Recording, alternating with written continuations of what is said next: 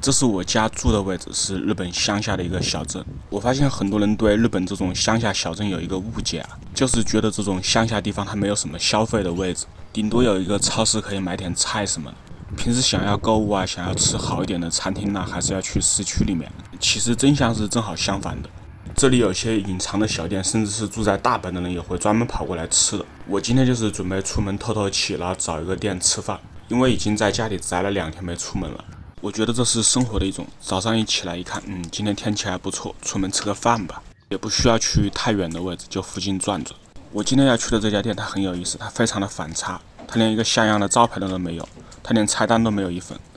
像这种堆放垃圾的点是每个人轮值，什么意思呢？就是我们这大概70-80户人家分为一组，我们这一组呢就丢这一个垃圾点，然后每一户轮流维护这里的清洁。今天轮到你了，你就去垃圾站做卫生。每个人一连要轮流做3次卫生左右。这旁边有一个房子是之前出售的，现在已经卖出去租人了。我记得就是这一家，他好像当时是卖1980。我当时路过，我一看他门口挂了一个牌，我说这房子还挺好看的。然后我一查他那个售价，还挺便宜。其实这种做清洁的事就算是轮到你也没什么复杂的，因为它挺干净的。垃圾车来了把这些袋子拎走，它地上就是干净的。但是没办法，每次轮到我的时候，我还是泼点水，然后象征性的扫2下。日本人他很程序化，但是轮到你了，你完全不动那也不行。它前面左边这里还有一个垃圾堆放点，这个垃圾袋它很结实，就算你用手撕它也不是很容易撕破。但是有时候会有小动物来扒垃圾吃，那个属于非常非常小的概率，大部分的时候它都是干净的。我们这个片区有一点不好，就是不是每一户人家都可以装光纤的。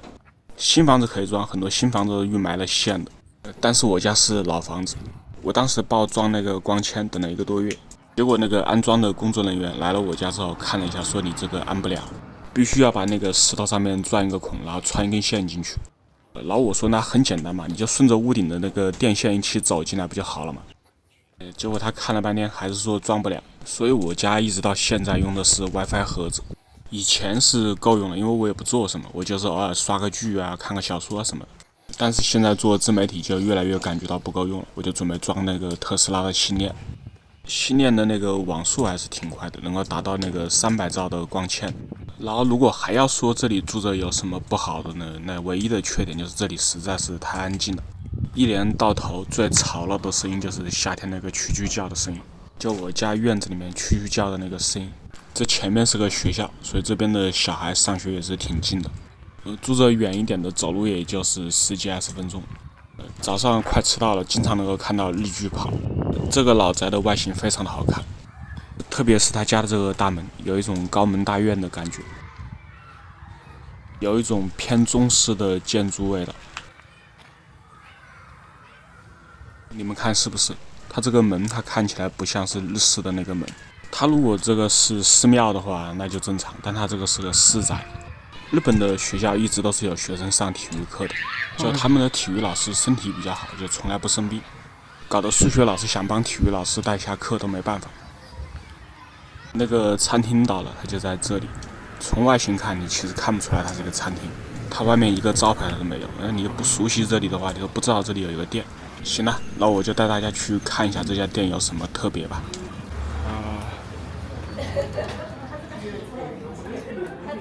我住这里吧。这个店在一个转角的位置，然后它这个位置的风景特别的好。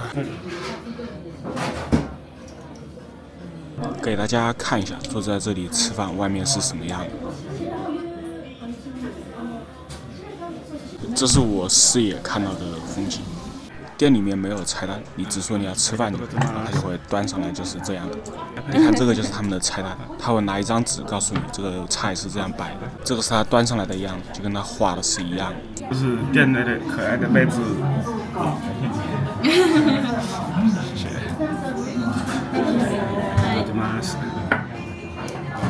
然后这个就是全套的，就是米饭加味噌汤加这么一份菜。这个是干，然后它做的很嫩。这个里面是酱菜，不知道是什么做的，但是很好吃。这个餐每个菜搭配都是一点点。这个熏鱼的味道比较好吃。上面的这个是炸鸡块，它的那个酱配得很好，这个是里面最大的一份食物。然后这个花其实是炸金针菇，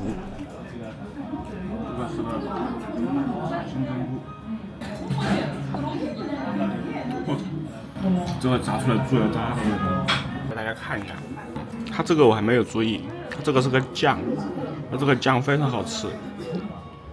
就它所有的配菜都是一点点，但是加起来足够了，并不会说有吃了不够。东西确实好吃，不怪别人大老远开车都要来吃。他家东西很好吃，但是有一说一啊，那个咖啡差点意思。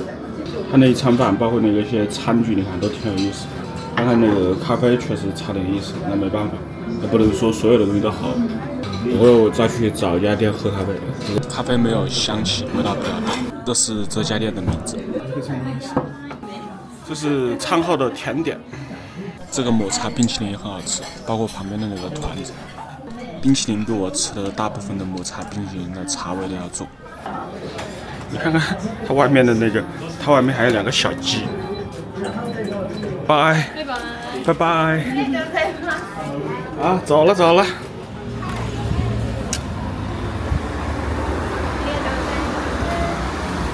这一顿饭的价格是2480日元，大家觉得划算吗？味道都还是挺不错的。我再去喝一杯咖啡，其他家的咖啡就是味道淡了一点，也没有其他的短板了。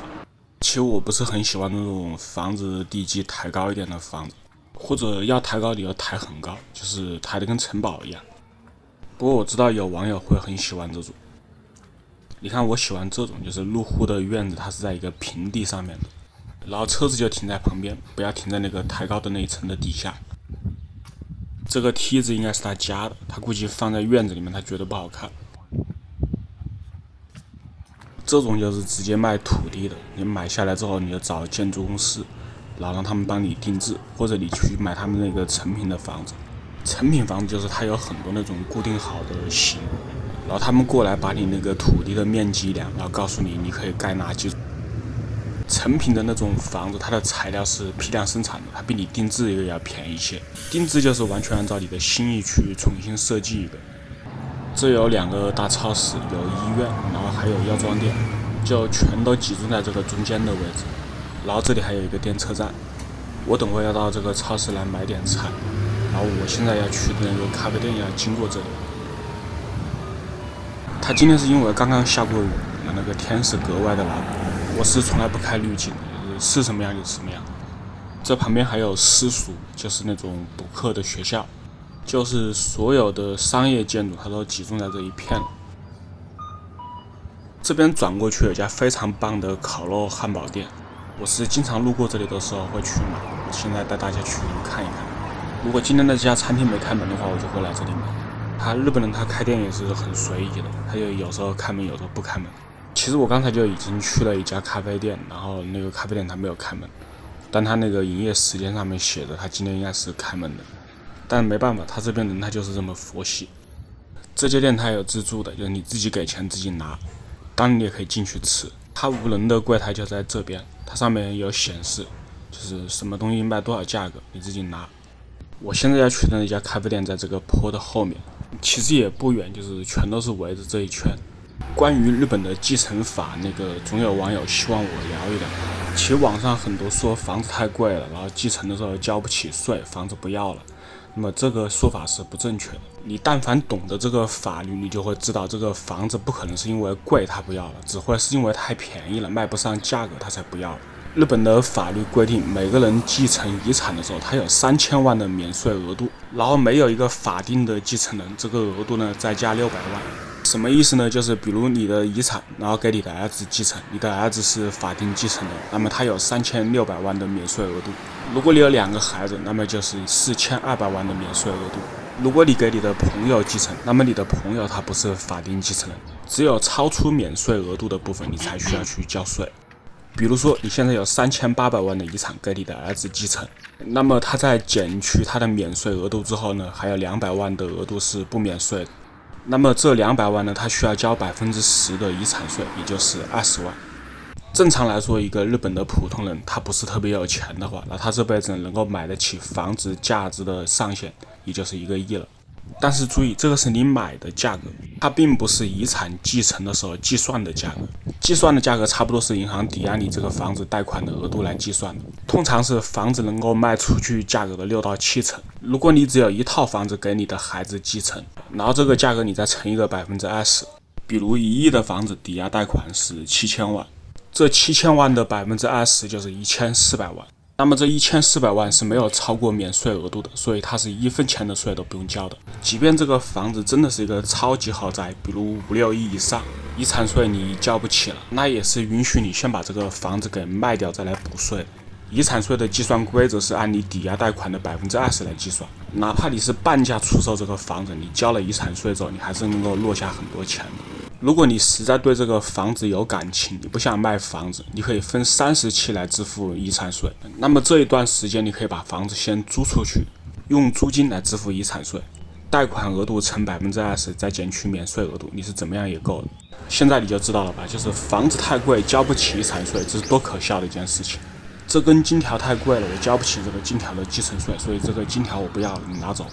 就是这种骗鬼的话，还有那么多人信，他只有可能是因为这个房子它本身就不值钱，没有继承的价值，他才不要了。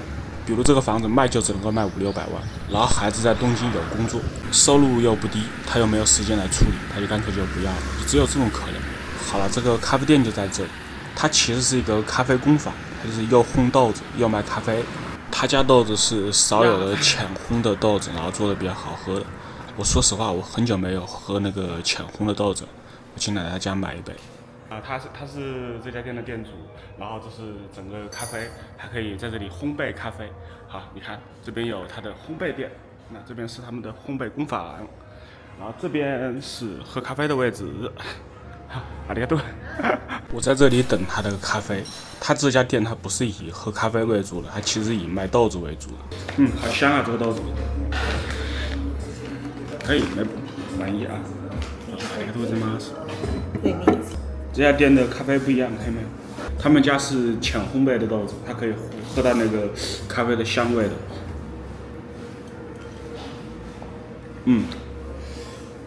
够意思，可以。非常专业的机器，数控设备啊，所以我见过设备里面最为专业的。拜拜。好，走了，这是买的咖啡豆。好，那么看到这里还没有走的网友呢，那我们继续来讲一下刚才那个遗产税的问题。我在这里贴一张表，这个表上的金额是超出免税额度要交的比例。最低的那一档10%，我们刚才已经讲了，超出免税额度1000万以内，你都只需要交纳10%。我们直接看第二档，超出1000万到3000万的部分，你要交纳15%。举个例子，什么意思呢？就是你的隔壁邻居有4500万的遗产给你继承，因为你不是法定继承人，你只有3000万的免税额度，那么你的继承额度超出了1500万，你需要交15%的税。但它后面也有一个减50万，计算方法就是1500万乘以15%再减50万，所以你最后要交175万。但是请记住，房子实际的计算额度，所以你还觉得这个税交得很高吗？那么我估计可能有人会说，那6亿以上要交55%。问题是6亿以上跟你有个毛关系？你说这句话就证明你没有6亿了，对吧？好，那么遗产税讲完了，我们继续来逛一下街。大家可以看到，现在面对的这个古朴的房子，这个房子只要它不拆，屋主每年都可以获得70万左右的补助金。另外，这个房子如果它要大修，它一次可以拿到1500万以下的补助。那它是怎么拿到这一笔钱的呢？首先，神户北区就是你们看到的这一片乡下地方，它本身就是保存历史景观的核心区域，房子的房龄超过50年，它就有资格申请。除此之外，还要判断这个房子够不够好看，能不能够撑起这一条街的颜值，用现代的技术是不是很难复刻。那么很明显，这个房子它所有的条件都是满足的，它在一个十字路口，对整条街的视觉氛围呢，它有一个压舱石的作用，而且它在这一条街它属于一个孤品。神户政府对于这种一条街仅存的传统街景，只要你申请，它一般都不会拒绝。而且它这个房子品相极佳，面积也大，它属于是重点保护的苗子。神户政府是拼了命也要把这种房子给保留下来的。一般申请成功之后，就会派最专业的团队给他那个房子做抗震的加固。可能有人想说，那这个也不在旅游景点区啊，那这个保留下来有什么用？人家不管这个，人家只知道这种房子它是拆一栋就少一栋，现在不去保护这种房子，以后还想要就没了。这边的这几个抬高的房子，我觉得我就还蛮喜欢的，就是既然已经抬高了，你就干脆做得更高一点嘛。你看它这个房子，它从美感上面我就觉得挺好的。这个抬高的房子我就觉得不丑，而且它这个楼梯也挺好看的，还可以种花。前面的这个抬高的，它地基是水泥的，这个就差点意思，但是看起来也还行。主要是像这种楼梯的角度，我觉得不丑，而且它的那个视野应该更好一点。然后你们再看这个我就觉得不好看了，因为它这个就比较矮了。这个房子给我的感觉就好像它的腿很短一样，就总觉得哪里的比例不对。你们可以看，是不是这个感觉？这个房子它是一个内科医院，但是如果你不看这个牌子的话，你只看这个房子，你不会觉得它是一个医院。就这一片的医院全都是那种比较小的，看一个什么头疼脑热发烧啊没什么问题，看大病的话呢还是要去大医院。然后像这种乡下地方，它的牙医特别多，就牙医诊所。然后现在这个时间3点多钟，这边的学生都已经放学了。这个镜头远拍不到脸不要紧，我可以给你们看一下。你看这边的小孩子，他都是自己上下学的，小学1年级就是自己上下学了，这边也是很正常。日本也不提倡家长去送，如果你去送的话，那个老师还会说你。不过也不用过分的去解读，就这边也是一个循序渐进的过程。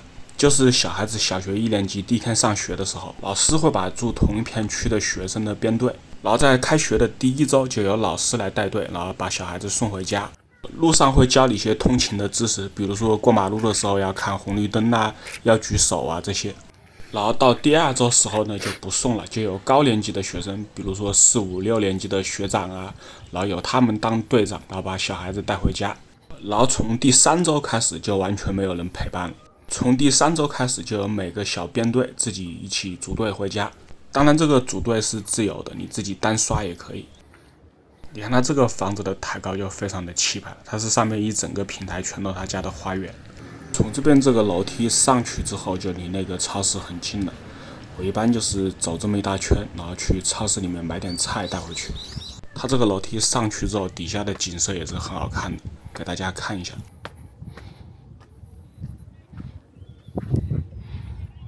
你们看，非常安静的一个小镇。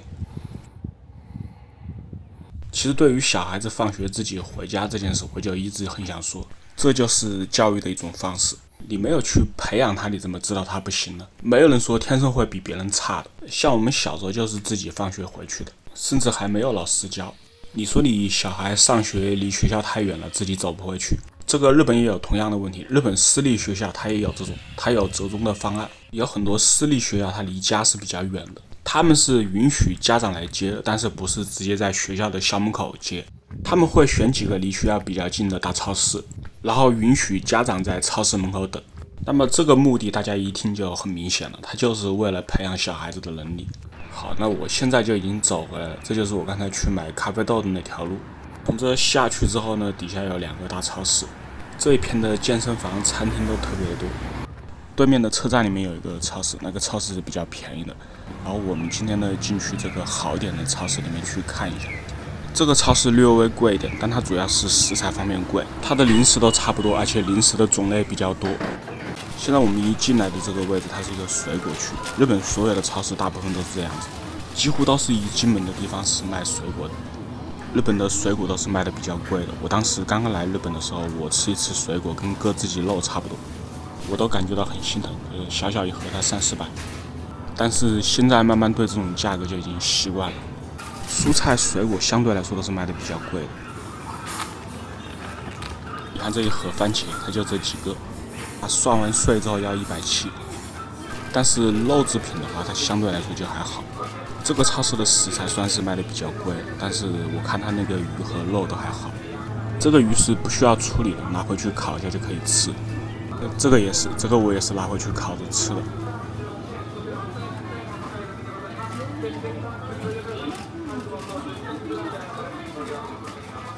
你看它这边写着这个鱼是半价，它这个价格就很便宜。鱼旁边是卖生鱼片的区，你看它这边生鱼片它也不贵，海产品相对来说都很便宜。买肉的话，这边的肉制品的价格是要高一点，但它的品质可能要好一些。而且它有时候也打折，打完折之后就跟那个业务超市差不多了。它这有这种比较好的牛肉，就是和牛和神户牛肉。3个的意思不是说打3折，是说割3刀还是70%，就是说是打7折。这个葡萄汽水我很喜欢喝，叫来瓶。那个是汽水，然后这个是葡萄汁，100%葡萄汁，那这个也可以来一瓶。奶制品也不贵，你看它这个北海道的牛奶258。像这种袋装的炒饭我很喜欢，这个是拿回去扒拉2下就可以吃。像这种寿司卷也是，这种寿司卷也是回去直接可以吃的。这边是单身上班族最爱的盒饭区。日本很多单身的上班族是不开火做饭的，他们就经常买这种盒饭，然后买回去之后买一瓶啤酒，晚上就这么解决了。这种属于是午餐的便当，你看它做成这个便当盒的样子，这个就是给单身狗最后的一样体面，感觉好像是有女朋友给他做这种爱心便当一样。这边是神户的垃圾袋，丢垃圾不光是要分类，你装垃圾的袋子也要有不同，要区分开，丢什么垃圾要用什么袋子。这边是卖咖啡的地方，有时候豆子喝完了不想出远门去买，我也会来这里买。但它有一个多此一举的东西，就是这个旁边的机器，它是可以买了豆子之后一次在这里打成粉。但别人买豆子肯定回去是现磨现喝，粉放长了时间就没有香气了嘛。这边是防晒，这在日本是必须要买的。日本它没有什么雾霾，它那个紫外线非常的恐怖。这边是零食区，我比较喜欢买这个明治的巧克力，就是这个，又便宜又好吃。这直接拿2个。好，那么今天的视频就到这里了。喜欢我的视频，请记得点赞、关注、收藏，感谢大家的支持。有什么想看的，也可以在我的评论区留言。